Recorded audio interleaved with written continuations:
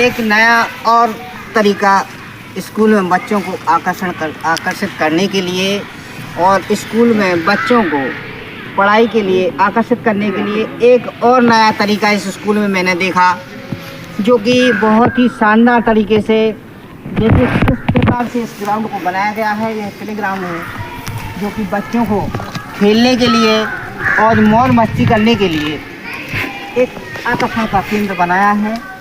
और मैं तहे दिल से फिर से शुक्रिया अदा करता हूँ हमारे प्रिंसिपल साहब जो सचिन कुमार निरंजन जी हैं, जिन्होंने इस स्कूल को जिस प्रकार से सजाया है, संवारा है। मैं जिलाधिकारी महोदय से पुनः यह कहना चाहता हूँ कि ऐसे जो प्रिंसिपल जिन्होंने विद्यालय को जागरूक और ललितपुर ज़िले में जिस प्रकार से यह विद्यालय बना हुआ है, ऐसा विद्यालय मैंने अपनी लाइफ में ललितपुर में नहीं देखा। सिर्फ प्राइवेट स्कूलों में ये सुविधाएं प्राप्त होती हैं जो सभी लोग देखने को आकर्षित होते हैं, लेकिन मैंने जो टेनगा में ये स्कूल बना हुआ है, सरकारी स्कूल है, इस स्कूल को बहुत ही शानदार तरीके से बनाया है। और आगे फिर आपको हम दिखाते हैं, चले आइए आप आगे देखिए आप किस प्रकार से यहाँ पर पूरे ग्राउंड को तैयार किया गया। देखिए आप बहुत ही शानदार तरीके से। और आगे हमारे सर गाइड करेंगे, हमें बताएंगे कि ये किस चीज़ को किस पर्पज़ से आपने इसको लगाया हुआ है। इस एजुकेशन पार्क को बनाने की जो कल्पना हमारे दिमाग में आई, हमारे यहाँ एक हमारे साथी अनुदेशक शिक्षक हुआ करते थे श्री नारायण, काफ़ी कर्मठ व्यक्ति थे, विद्यालय के प्रति उनका समर्पण काफ़ी था। अनएक्सपेक्टेड रूप से वो हमारे बीच आज नहीं हैं, तो उन्हीं की स्मृति में हम लोगों ने एक एजुकेशन पार्क इस विद्यालय में स्थापित करने की सोची। इस एजुकेशन पार्क में जैसा कि इसका नाम है शिक्षा, एक शिक्षा पार्क, तो इस पार्क में काफ़ी सारी अलग अलग विषय से संबंधित हम लोगों ने एक डिस्प्ले के माध्यम से, एक देखने के माध्यम से बच्चे सीखें, उसको लेके हमने यहाँ काफ़ी सारी चीज़ें की हैं। शुरुआत से हम आपको दिखाते हैं कि जो रोड आपको ये दिख रहा है, जो कि इस पे ये रोड पे अलग अलग प्रकार की पट्टिकाएँ जो खींची गई हैं, जो लाइन्स इस पे हमें दिखती हैं, यही लाइन्स हमें जब हम वाहन अपना लेके रोड पे निकलते हैं तो यही तरह तरह की लाइन्स हमें देखने को मिलती हैं। इनमें से काफ़ी लाइन को हम जानते हैं और काफ़ी लाइन्स को हम नहीं जानते हैं। तो एक बच्चों में यातायात के प्रति ये शिक्षा मिले, इसके लिए हम लोगों ने रोड मैप डेवलप किया है। जैसा कि आप नीचे देखें, इस रोड पे जो लाइन्स खिंची हैं, जहाँ पे पूरी लाइन एक साथ खिंची हुई होती है, इसका मतलब होता है कि हमें इस लाइन को क्रॉस नहीं करना है। आप देखेंगे इस पे अगर हम नज़र डालें तो इस पे हमारे देश की राजधानी लखनऊ का नाम लिखा हुआ है, जो कि ऊपर हरे कलर पे जो 438 लिखा हुआ है। यहाँ से अगर लखनऊ की दूरी देखी जाए तो 438 किलोमीटर है। इसके अलावा इस पे जो ग्रीन कलर है, ये दिखा रहा है कि ये रोड जो है ये स्टेट हाईवे है, क्योंकि ग्रीन कलर जो होता है वो स्टेट हाईवे का एक द्योतक होता है। आगे जब हम इस तरफ देखें तो ये AEIOU, ये सारे अक्षर जो हैं ये हमें दर्शाते हैं। आगे घड़ी के साथ साथ रेनबो, समय का ज्ञान, बच्चों को समय का ज्ञान बताने के लिए यहाँ घड़ी बनाई गई है। एक रुपए का जो संकेत है, बच्चे जाने कि हमारे रुपए का संकेत क्या है, उसको यहाँ दर्शाया गया है। एक नाप का पैमाना जो स्केल है, उसको यहाँ दर्शाया गया है। पुनः हम आपको यातायात की ओर ले जाएं तो जब हम यहाँ खड़े होते हैं, आप ये देखिए, यहाँ पे आड़ी लाइन खिंची हुई है और यहाँ पे सिग्नल लगा हुआ है। ये सिग्नल ये बताता है कि अगर रेड लाइट है तो हमें इस लाइन को क्रॉस नहीं करना है, क्योंकि उसके आगे जेब्रा क्रॉसिंग बनी हुई है। यहाँ से पैदल चलने वाले यात्री निकलेंगे, इसलिए हमें अपनी गाड़ी को यहाँ स्टॉप करना है। ग्रीन सिग्नल होने के बाद ही हम आगे बढ़ेंगे। अब अगली जो लाइन है, ये दिल्ली लिखा हुआ है, जो हमारे देश की राजधानी है। यहाँ से 640 किलोमीटर है, इसको हम देख सकते हैं। और ये जो रोड बनाई गई है, ये 4 लाइन रोड है। ये बीच में डिवाइडर है जिससे हम क्रॉस नहीं कर सकते हैं। इसके अलावा एक कट रोड है जिसमें यहाँ से वाहन इस तरफ भी आ सकता है, इस तरफ भी आ सकता है। ये 4 लाइन है जो कि नेशनल हाईवे को दर्शाती है। और एक बगल में काफ़ी सारे सिंबल्स मैथ के बने हुए हैं जो कि बच्चे किताबों में देखते हैं, उनको यहाँ दर्शाया गया है।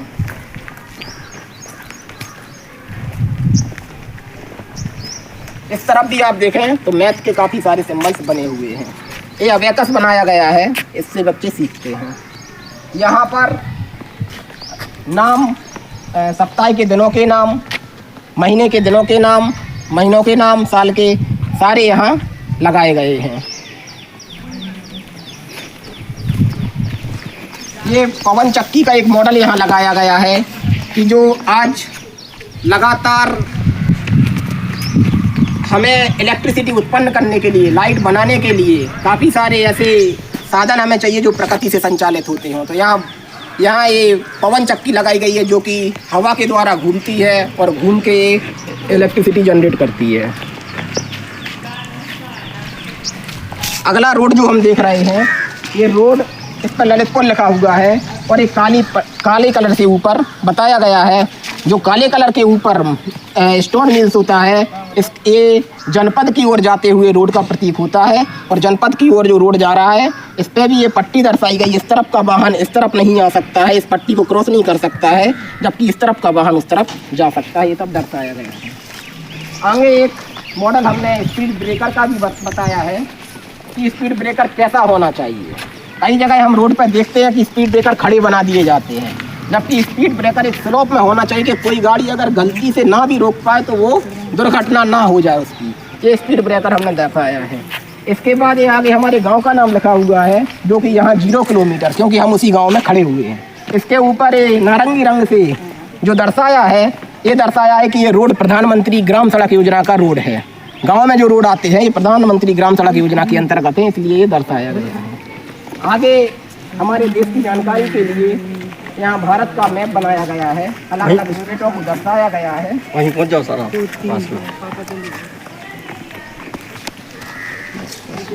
ये हमारे भारत का मैप यहाँ बताया गया है, कौन सा राज्य किस तरफ स्थित है और उसकी क्या है। आगे हिमालय पर्वत भी हमें दिख रहा है। यहाँ बच्चों को देख के सीखने के माध्यम से इस एजुकेशन पार्क का हम लोगों ने यहाँ निर्माण किया है। आगे बच्चों को खेलने के लिए यहाँ चेस, लूडो आदि लगाए गए हैं। बच्चे यहाँ बैठ के आराम से खेलते हैं। एक पूरा वातावरण इस प्रकार का तैयार हो कि जहाँ बच्चों का ठहराव हो, बच्चे कुछ सीख के यहाँ से जाएं और बच्चों में अगले दिन आने की ललक हो। इस प्रकार से हम इस विद्यालय के वातावरण को तैयार किए हुए हैं। सर, ये जो हमने आपके स्कूल को देखा, यहाँ हमने जो आपके स्कूल का कवरेज किया जी, अब हम आपसे एक बात की चर्चा करना चाहते हैं जी बिल्कुल, कि आपके इन सुविधाओं होने के बावजूद आपकी इस स्कूल में किस और कौन सी सुविधाएं नहीं हैं जो आप चाहते हैं कि यहाँ पर वो सुविधाएं हों।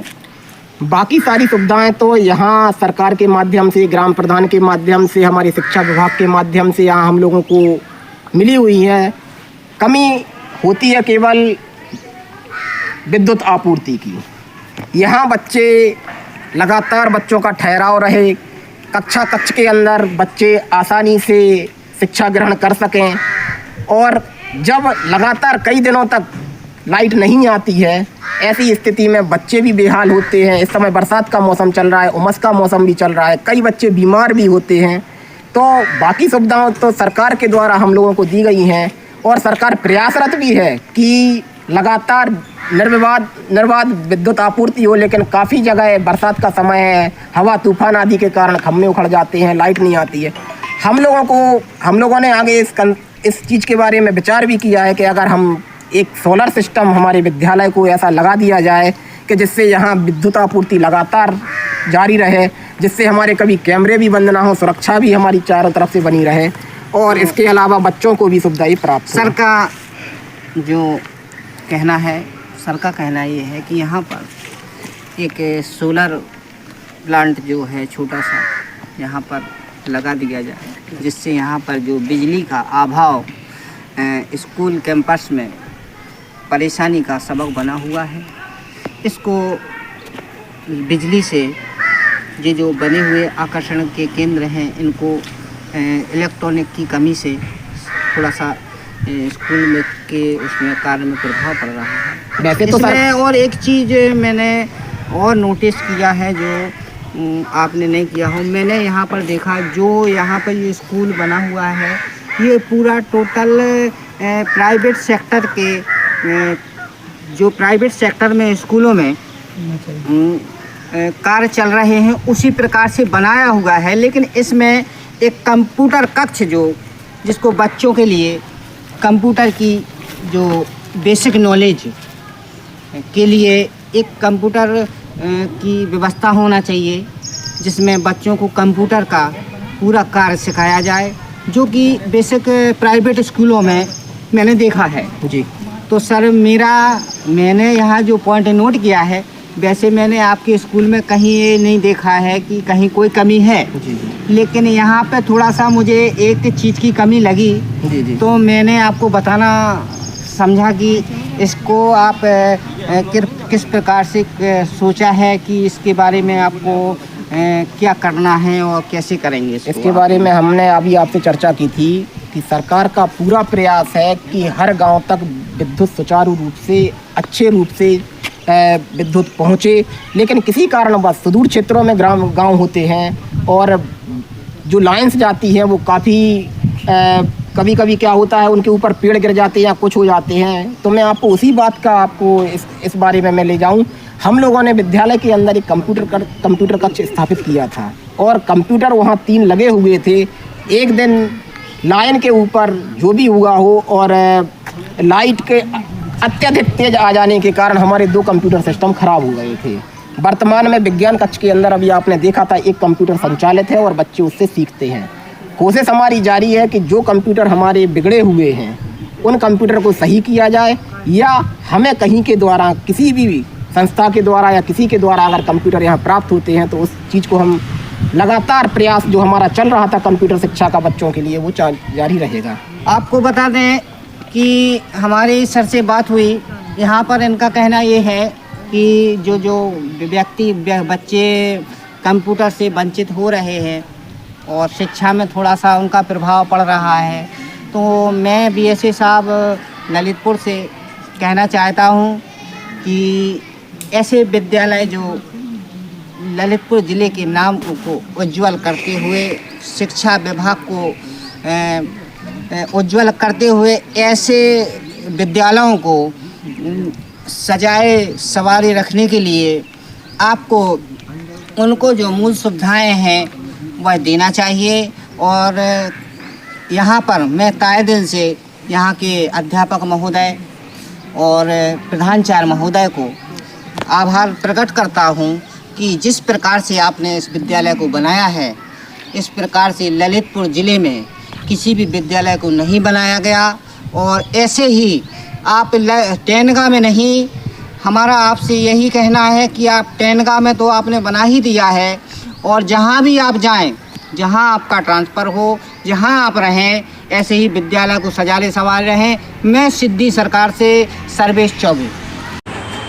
हमारे साथ बने रहने के लिए चैनल को लाइक करें, सब्सक्राइब करें, शेयर करें।